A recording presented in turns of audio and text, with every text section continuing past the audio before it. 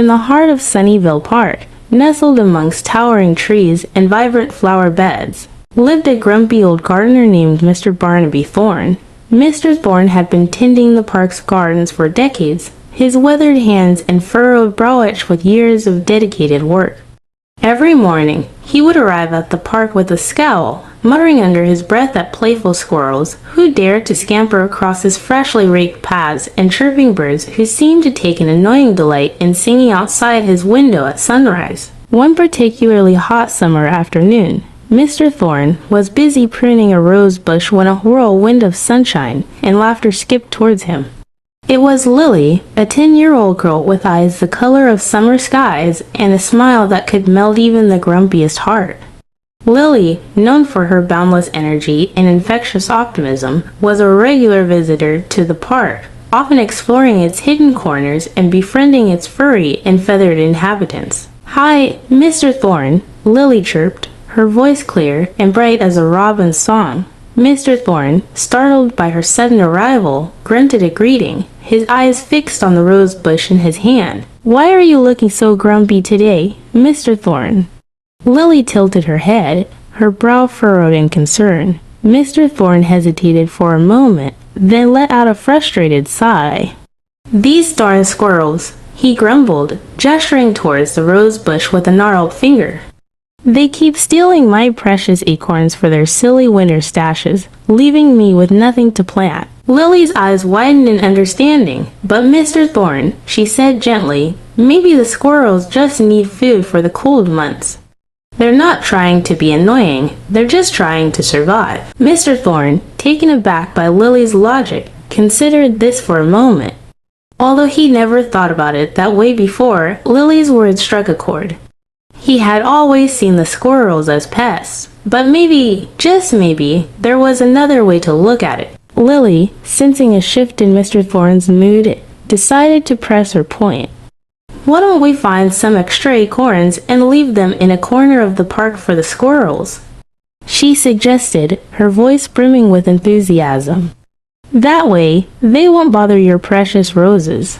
Mr. Thorn, intrigued by this idea, couldn't help but crack a tiny smile. He rummaged through his gardening shed and emerged with a small bag of acorns, a leftover from a previous project. Together, Lily and Mr. Thorn found a secluded spot beneath the towering oak tree, carefully scattering the acorns on the soft earth.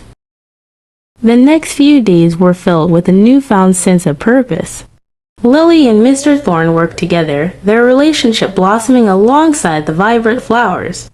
Lily, with her boundless energy, helped Mr. Thorn weed the flower beds and water the thirsty plants, while Mr. Thorn, his gruff exterior softening with each interaction, shared his vast knowledge of gardening with his young friend. One cloudy afternoon, as they knelt side by side planting some colorful pansies, a group of children, giggling and chasing butterflies, accidentally trampled over a patch of newly planted forget-me-nots. Mr. Thorn's face turned red, his anger flaring like a sudden storm cloud.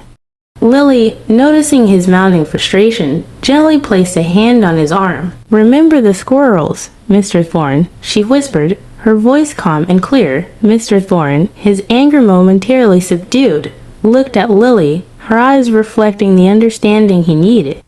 He took a deep breath, releasing the tension that had gripped his shoulders. "Yes, yes," he mumbled. Sometimes even the best intentions lead to little mistakes. He turned to the children, his voice gruff but not unkind.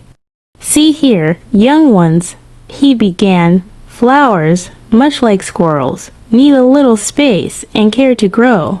Let's be mindful next time, shall we?" The children, their faces flushed with shame, nodded apologetically.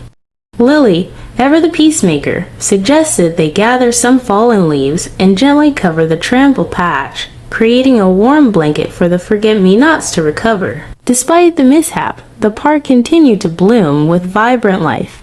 Mr. Thorn, no longer the grumpy recluse, found himself surrounded not just by beautiful flowers, but by a budding community. He started teaching the children about the different types of flowers, their delicate petals, and hidden secrets. They learned about bees and butterflies, the vital role they played in the park's ecosystem, and the importance of respecting all living creatures, from the smallest insects to the tallest trees. One sunny afternoon, a year after Lily's arrival, a group of tourists gathered around Mr. Thorn and the children, captivated by their lively gardening session. A woman with a gentle smile approached them, her eyes twinkling with a familiar spark. "Excuse me," she said politely, "but is this the community garden I've heard so much about?" Mr. Thorn, his weathered face now softened by a warm smile, beamed with pride. "Why, yes, ma'am," he replied, gesturing towards the children busily tending to their flower beds. "These are the finest gardeners in Sunnyville Park." The woman, introducing herself as Ms. Iris, a renowned author of children's books about nature, explained her interest. "I'm writing a book about the importance of community and caring for our environment," she said, her voice filled with enthusiasm. "And this garden, with its vibrant flowers and the joy on these children's faces, is exactly what I'm looking for." Lily, her eyes sparkling with excitement, stepped forward. "We learned about all sorts of things here, Ms. Iris," she exclaimed. "Mr. Thorn taught us about different flowers, how to take care of them, and even how to attract butterflies and bees." Ms. Iris, impressed by Lily's knowledge, spent the next hour interviewing the children, capturing their experiences and the lessons they learned under Mr. Thorn's guidance. She marveled at their understanding of the delicate balance of nature and the interconnectedness of all living things. As the sun began its descent, casting long shadows across the park, Ms. Iris gathered everyone in a circle. "Thank you all for sharing your story with me," she said, her voice filled with warmth. "This garden is truly an inspiration, and your experiences will definitely find a place in my book." The children, their faces beaming with pride, stood a little taller, feeling a sense of accomplishment. Mr. Thorn, his heart brimming with joy, looked around at the thriving garden and the faces of his young friends. He realized that Lily hadn't just helped him care for the flowers. She had helped him cultivate a sense of community and belonging within the park. A few months later, a brightly colored book titled The Magic of Growing Together arrived at Sunnyville Park.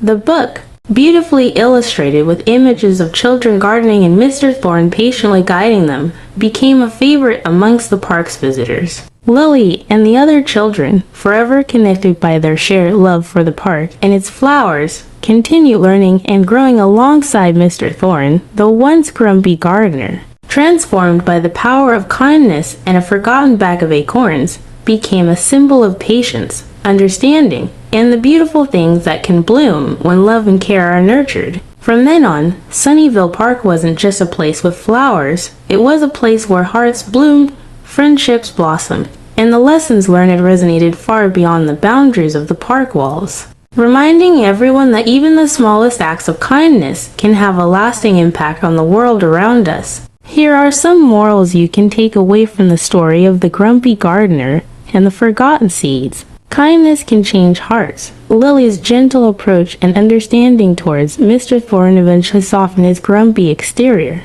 It shows that kindness, even in small doses, can have a transformative effect on people. Perspective matters. When Lily pointed out the squirrels' need to store food for winter, it changed Mr. Thorn's perspective on their actions. It emphasizes the importance of considering different viewpoints and understanding the motivations behind someone's behavior. Community fosters growth. Mr. Thorn and the children working together on the garden fostered a sense of community and belonging. It highlights the value of working together and how a collective effort can lead to beautiful results. Second chances. When the children accidentally trampled the forget-me-nots, Mr. Thorn didn't reprimand them harshly. Instead, he offered them a chance to learn and repair their mistake. It emphasizes the importance of offering second chances and teaching lessons through understanding. Small acts, big impact. A simple bag of forgotten acorns sparked a chain of events that transformed the park and the lives of those involved. It conveys the message that even seemingly insignificant actions can have a profound and lasting impact. Learning is a lifelong journey. The children, and even Mr. Thorn, continue learning about the environment and each other throughout the story. It reminds us that learning is a continuous process that can happen at any age, especially when surrounded by supportive people. Thank you for watching and listening. Your support is truly appreciated. I hope you enjoyed the content, and I look forward to sharing more with you in the future. Your feedback and encouragement motivate me to keep improving and creating.